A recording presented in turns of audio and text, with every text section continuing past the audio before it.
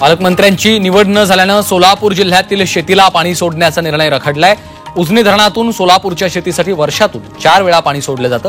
मात्र पालकमंत्री नसल्यानं कालवा सल्लागार समितीची बैठक झाली नाहीये, त्यामुळे अधिकाऱ्यांना पाणी सोडण्यासाठी अडचणी निर्माण झाल्या। मराठवाड्यासाठी आता धरण साठ्यावर नव्हे तर दुष्काळाच्या गंभीरतेनुसार पाणी दिलं जाणार आहे। पाणी सोडण्यावरून होणाऱ्या वादावर तोडगा काढण्यासाठी उच्चस्तरीय समितीने शिफारस केली आहे। सॉफ्टवेअरच्या माध्यमातून जलवितरणाचं नियोजन केलं जाणार आहे, त्यामुळे नाशिकवरचं संकट टळलंय। पाणी साठ्याच्या निकषाऐवजी तिन्ही जिल्ह्यातल्या दुष्काळाचे निकष यापुढे तपासले जाणार आहेत।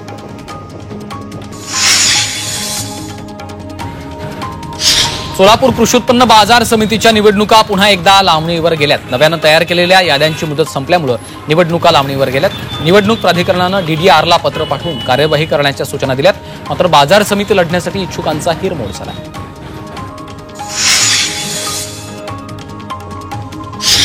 राज्यात तेलबियांची पेरणी सरासरीपेक्षा कमी झाली आहे, मात्र करडईच्या पेरण्यांनी आघाडी घेतली। करडईचं सरासरी क्षेत्र 26,000 हेक्टर आहे। यंदा 31 लाख हेक्टरवर पेरणी झाली, मात्र जवस, तीळ, सूर्यफूल, मोहरीची लागवड कमी झाली आहे।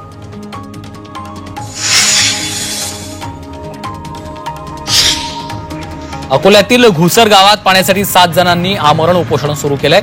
घुसर गावाला नियमित पाणी पुरवठा व्हावा या मागणीसाठी उपोषण सुरू आहे। काटेपूर्णा प्रकल्पात पाणीसाठा असतानाही गावकऱ्यांना 20 दिवसातून एकदा पाणी पुरवठा होतोय, त्यामुळे ग्रामस्थ आक्रमक झाले।